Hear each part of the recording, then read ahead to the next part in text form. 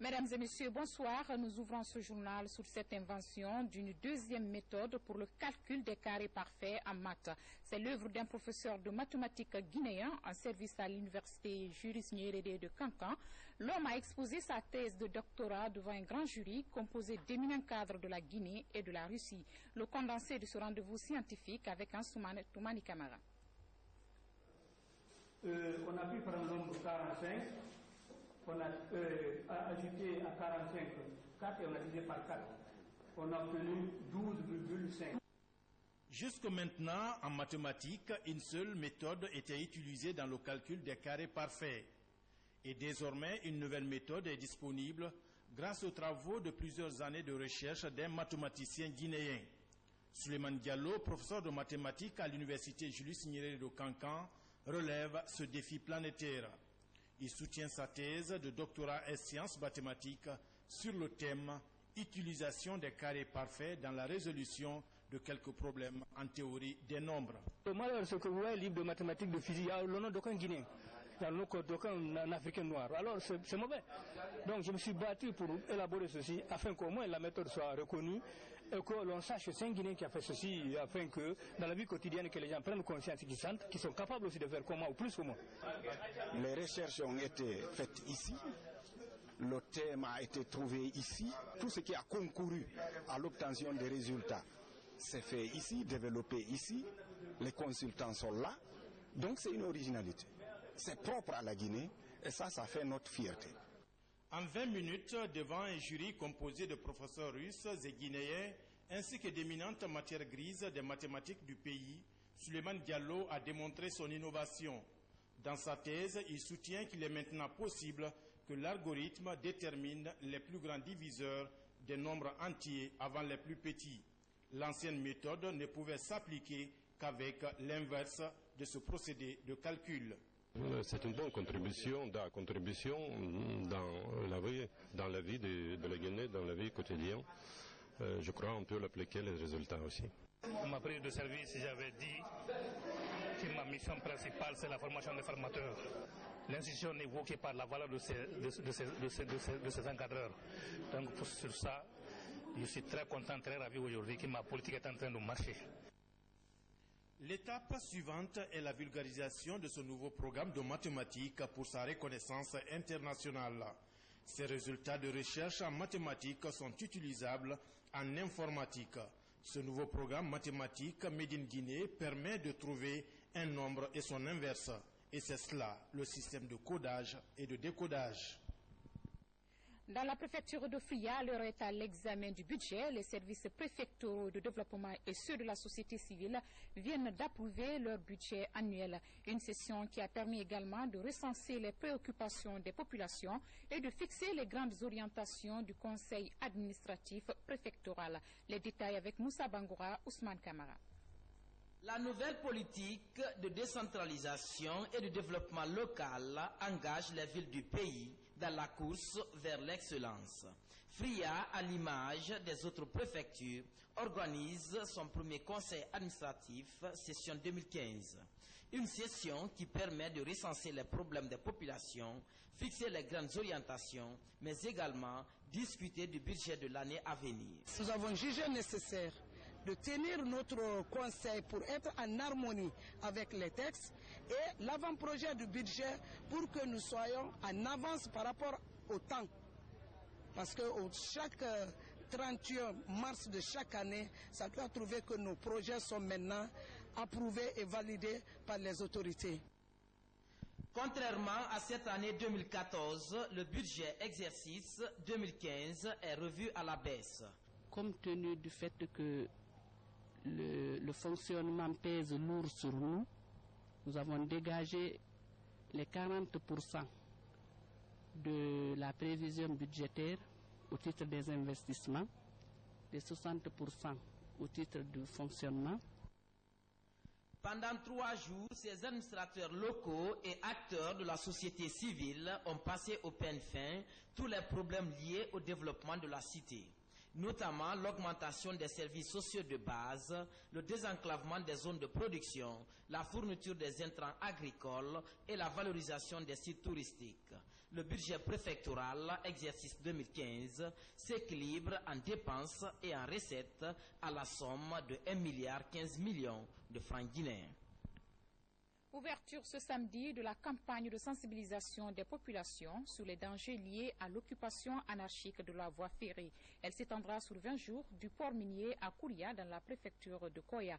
Une initiative de l'Amicale des jeunes pour la sauvegarde de l'enfance et de l'adolescence en partenariat avec la CBK. Habib Thiam lance en attendant Camara. Nous sommes au PK16 sur l'axe Koza-Taneri. Le train minier de la CBK va entamer sa traversée.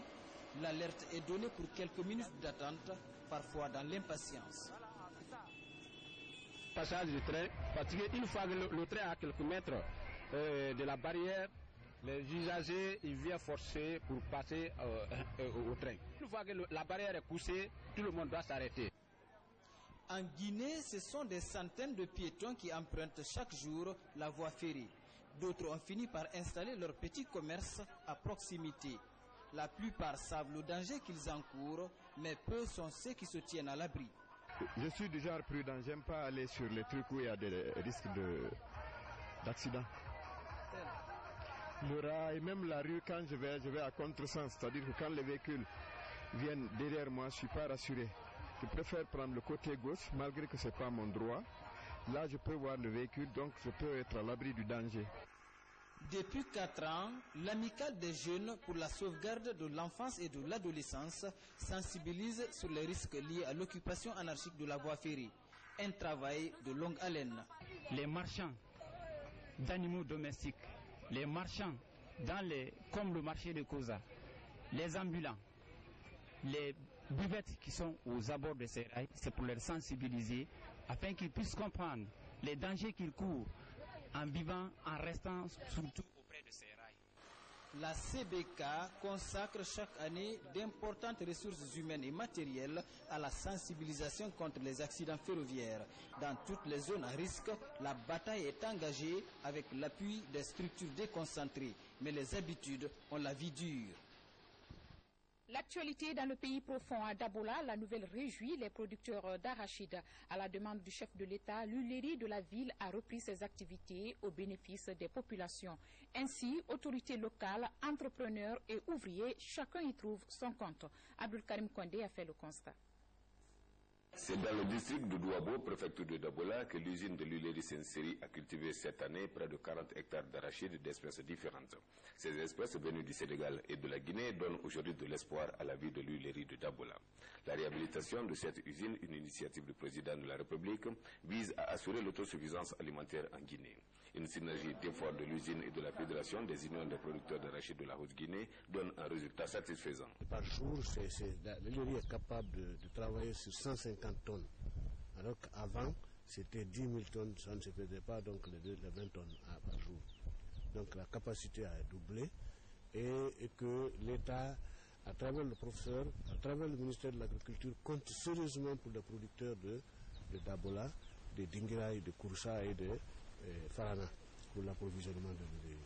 Copiol Guinée SA, la compagnie de production de l'huile végétale, est satisfaite de sa coopération avec les producteurs d'arachides. Nous avons des très très bons rapports. Nous savons, il n'est un secret pour personne que les fondements de tout développement durable reposent en grande partie du développement de l'agriculture. À travers le plan de l'agriculture, les entreprises agro-industrie assurent leur souveraineté et leur prospérité. La Fédération des unions des producteurs d'arachides de la Haute-Guinée s'engage désormais à soutenir l'huilerie Senseri de Dabola. À travers les autorités, notre premier partenaire ici, l'usine, franchement, la collaboration, tout appui qu'ils ont apporté aux paysans à travers la fédération, c'est-à-dire le conseil d'organisation de la fédération, est salué par ceci, par près de 2000, plus de 2000 membres.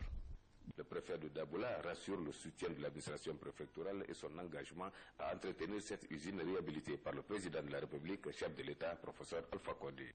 La réhabilitation des usines de Guinée, une initiative du président de la République, est l'une des solutions à l'autosuffisance alimentaire dans notre pays. Quel est l'état d'avancement des travaux d'aménagement des plaines agricoles de l'armée? Pour trouver la réponse et sur instruction du journal Bourama Condé, une mission de contrôle et évaluation s'est rendue dans la plaine de Monchon, préfecture de Bofa. Après constat, la production est à maturité et la récolte s'annonce très bonne. Compte rendu, adjudant Sekou Kamano, correspondant de la presse militaire. À 204 km de Conakry dans la préfecture de Bofa, la plaine risicole de Monchon, un domaine aménagé des forces armées guinéennes. Ici, plus de 85 hectares de terres sont cultivés par la compagnie du génie rural de la localité pour cette saison agricole 2014. Une contribution à l'autosuffisance alimentaire du pays. J'ai été mandaté par monsieur le général, commandant les unités militaires de production agricole et agro-industrielle, le général Bourama Condé, pour faire une visite de terrain et s'en acquérir réellement de ce que nos hommes sont en train d'abattre comme travail impeccable dans la plaine de Monchon. Et comme vous le savez, on a vu les champs, le riz, ça promet beaucoup. Avec 3 tonnes de riz à l'hectare cette année, la plaine de Monchon est l'un des greniers du pays profond. 3 variétés de semences sont expérimentées dans les 7 blocs mis en valeur. Il s'agit de la variété indienne, du CQ15 et du Kisempena.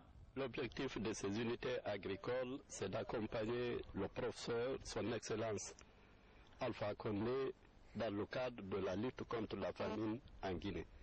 Nous sommes là pour donner l'exemple, pour montrer aux populations l'armée guinéenne n'est pas seulement ici pour tirer.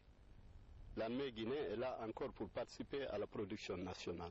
Relancé en 2002, le commandement des unités agricoles et agro-industrielles dispose de 4 compagnies génie rurales. Dans quelques jours, il sera question des grandes récoltes, une période de mobilisation des ressources pour une campagne réussie. Stop aux mutilations génitales féminines et au mariage précoce.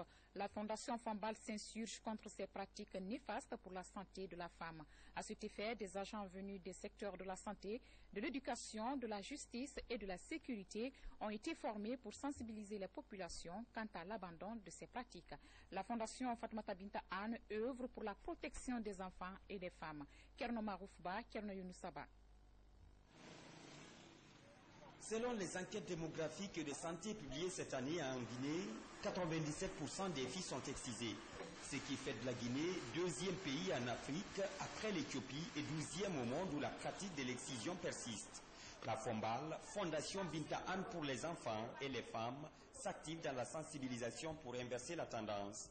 À travers cette formation de 200 agents venus des secteurs de la santé, de l'éducation, de la justice et de la sécurité, la FOMBAL entend porter le message auprès des communautés pour freiner le fléau de l'excision. L'attention des décideurs, l'attention des agents communautaires sur l'importance, la nécessité d'abandonner l'excision et les mutilations génitales qui est devenue vraiment une grande problématique dans notre pays. C'est que c'est vraiment un programme qui va se reposer sur une approche communautaire qui veut que les gens partent dans les familles, ouvrir des débats à travers des causeries éducatives avec les personnes concernées, écouter leurs arguments, mais les amener à se conscientiser des côtés négatifs de cette pratique. En termes de résultats, les participants vont davantage aider la communauté à comprendre les enjeux liés à l'abandon de l'excision. Et puis, lancement du projet d'appareillage orthopédique de 50 enfants handicapés. L'activité permet à ces enfants d'être dotés des prothèses tibiales afin de faciliter leur déplacement. Une opération exécutée par le Centre national d'orthopédie. Reportage Mohamed De Camara. À l'image de Mamadou Ali Ousso, 50 autres enfants handicapés bénéficient du projet d'appareillage. L'initiative est du Centre national d'orthopédie grâce à un appui financier de l'UNICEF. La démarche vise à faciliter la mobilité de ces enfants victimes d'handicap physique. Ces opérations de fabrication vont se dérouler suivant plusieurs étapes. D'abord, il y a l'étape de la rectification, il y a l'étape, n'est-ce pas, du thermoformage, l'étape du montage et ensuite l'essai et puis la livraison de ces appareils. Ce projet prend en compte les enfants handicapés de Conakry, mais aussi ceux de l'intérieur du pays. Je suis vraiment ravie de recevoir ce don parce que réellement que en tant qu'handicap, c'est très difficile. Quand tu te vois assise à la maison que tu ne fais rien, donc c'est très difficile. Mais en tant qu'avec l'appareil là, on peut se déplacer, aller partout. La situation de vulnérabilité dans laquelle vivent les enfants handicapés constitue une préoccupation du département de l'action sociale. C'est pour permettre aux enfants de ne pas abandonner l'école. C'est dans la vision du président de la République, le professeur Alpha Condé, sa vision du changement. Et le premier élément du changement, d'abord, c'est l'éducation. Cet acte socio-sanitaire a permis en 2010 au Centre national d'orthopédie d'appareiller et de réappareiller 80 enfants handicapés. Une action que le centre compte poursuivre pour le bonheur des enfants. Info Ebola, le programme de développement local en Guinée vient d'offrir des kits d'hygiène aux populations de Kouré-Malé, une des localités touchées par le virus.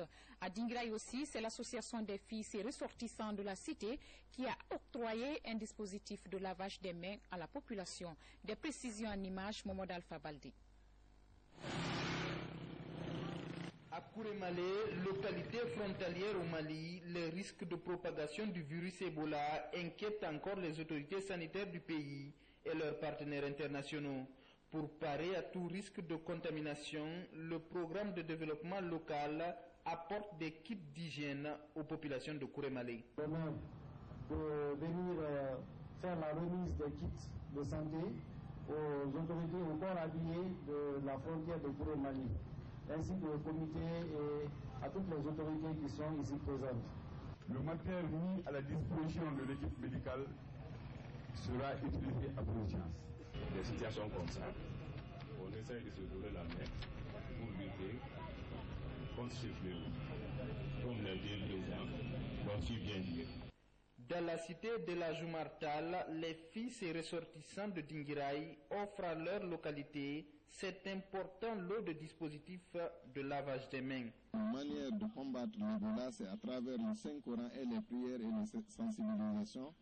Alors ce don vient en appui par rapport à ce qu'on a eu toujours à faire pour lutter contre l'Ebola. Alors Dinguiraï en Nantes, je sens déjà une solidarité naissante entre les fils de Dinguiraï, d'abord d'une part, mais aussi entre l'autorité et les ressortissants. Avec la mobilisation sociale observée dans tout le pays et le respect des mesures d'hygiène, la victoire contre Ebola ne sera plus qu'une question de temps. Le lavage des mains, un geste simple mais qui peut sauver. À propos toujours de la lutte contre Ebola, le mouvement de soutien pour la réélection du professeur Alpha Condé en 2015, en collaboration avec un opérateur économique, a offert des kits sanitaires aux populations de Nzérékoré. C'est pour permettre aux bénéficiaires de renforcer leur dispositif sanitaire. Mohamed Saliou Paye, RTG Nzérékoré. En Guinée, les dégâts et retards causés par la maladie Ebola ont mobilisé toutes les couches sociales du pays. En s'inscrivant dans cette dynamique, le MOSPA 2015 entendait Mouvement de soutien pour la réélection du professeur Alpha Condé en 2015, offre un lot de matériel à la population de Nzérékoré.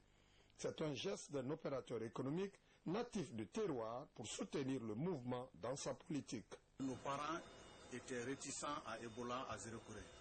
Donc, en voyant un de leurs fils être dans l'action pour donner quelque chose dans le sens de la lutte contre Ebola, cela encore allait mieux les sensibiliser.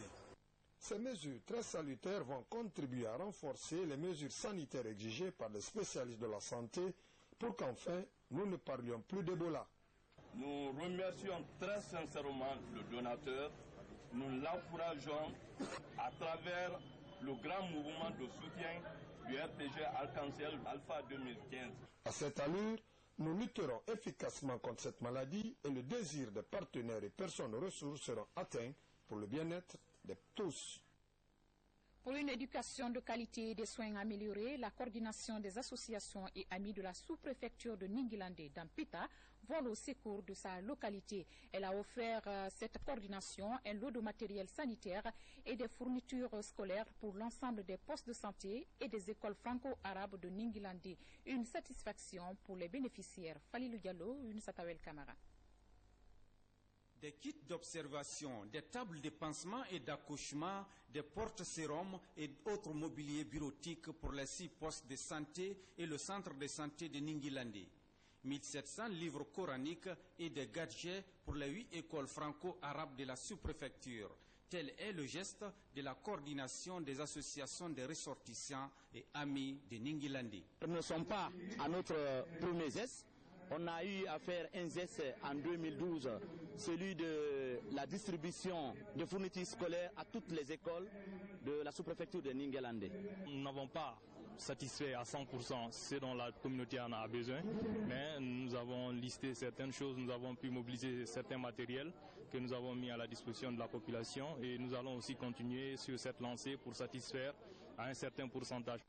À travers ce geste d'une valeur estimée à 50 millions de francs guinéens, les ressortissants de la localité entendent contribuer à l'amélioration des conditions de vie de leurs concitoyens.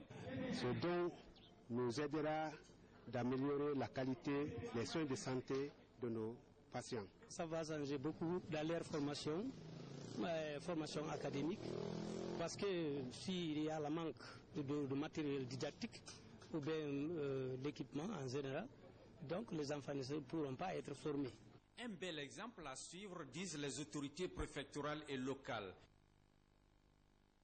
On en vient maintenant à cette remise d'équipements audiovisuels, de mobilier et de livres au Centre de lecture et d'animation culturelle de Koya. C'est un geste de l'Organisation internationale de la francophonie en collaboration avec le ministère de la Culture et du patrimoine historique. Reportage signé Mangué Dantomassouma. La facilité d'accès aux livres, à l'audiovisuel, aux jeux éducatifs et de société en milieu rural, c'est le but de la mise en place par l'Organisation internationale de la francophonie de ce programme des centres de lecture et d'animation culturelle CLAC. Pour soutenir son fonctionnement, le centre de Koya vient de bénéficier d'une assistance. La remise des équipements au CLAC de Koya s'inscrit dans le cadre du renforcement des capacités opérationnelles de cette structure. Vous devrez accorder une attention soutenue à son utilisation rationnelle, à son entretien et surtout à sa sécurité. En Guinée, ce programme a commencé en 1996 avec l'implantation de 10 centres de lecture et d'animation culturelle en basse et moyenne Guinée. De tels dons qui viennent aujourd'hui appuyer l'effort d'éducation, l'effort de formation pour la jeunesse de Koya. Vraiment, c'est un réconfort. Remercier les donateurs et remercier le gouvernement. Et nous vous promettons que tout ce que nous avons eu comme don pour nos enfants sera utilisé à bon escient. C'est l'occasion pour nous de remercier l'ONG qui ne ménage aucun effort pour vraiment la formation et la campagne de sensibilisation pour amener les enfants à la lecture. La présente cérémonie s'inscrit dans la nouvelle perspective du ministère de la Culture, celle d'insuffler un sang nouveau à l'ensemble des secteurs de ce département pour le rayonnement de leur activité. À rappeler que le réseau des centres de lecture et d'animation culturelle est installé dans plus de 225 localités de l'espace francophone. De nouveau, dans les rayons de journaux en Guinée, Conakry Fashion est le nom du nouveau magazine consacré à la mode guinéenne. L'initiative d'un groupe de jeunes stylistes et modélistes du pays. Le lancement du premier numéro a été marqué par un défilé de mode sous le Made in Guinée. Denise Timbo Mongono était de la partie. Suivez.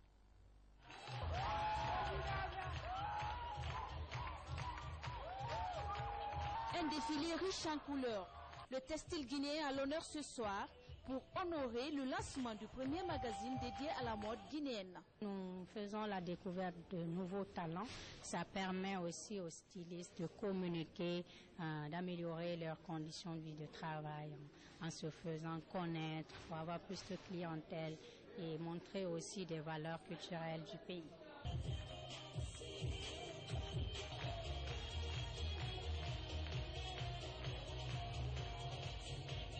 Conakry Fashion, c'est le magazine à la découverte des jeunes talents.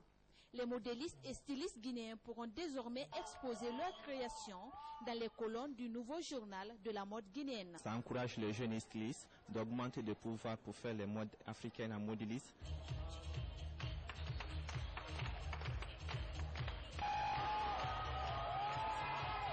La soirée de lancement du magazine Conakry Fashion a été honorée d'avoir parmi ses invités l'artiste guinéen ambassadeur de la paix, Ahmad Sodia.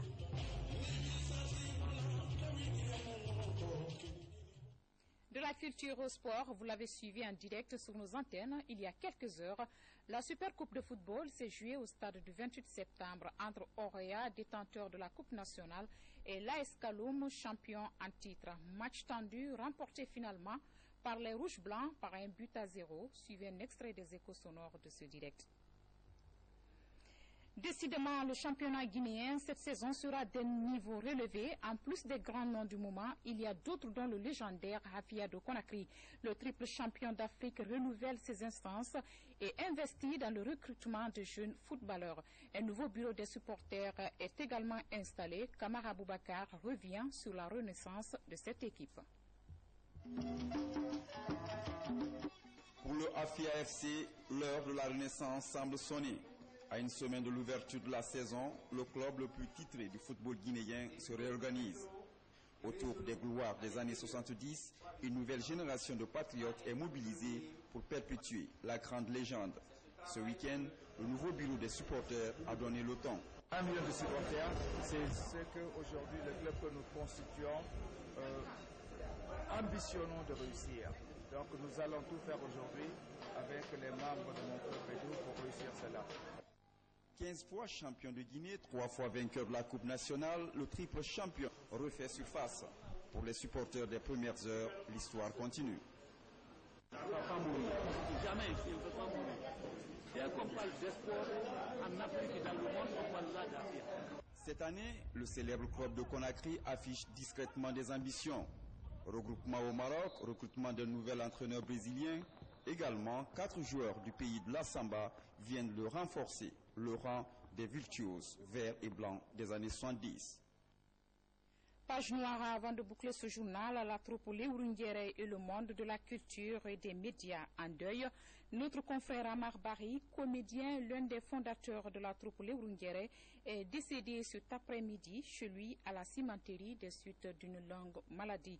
Paix à l'âme de ce grand artiste. Mesdames et messieurs, ainsi prend fin ce journal. Un grand merci à vous de l'avoir suivi. Nous souhaitons heureux ménage à notre collègue Médine Magbe Konaté qui a convolé en Gisnos ce matin même à Conakry. Bon début de semaine à vous.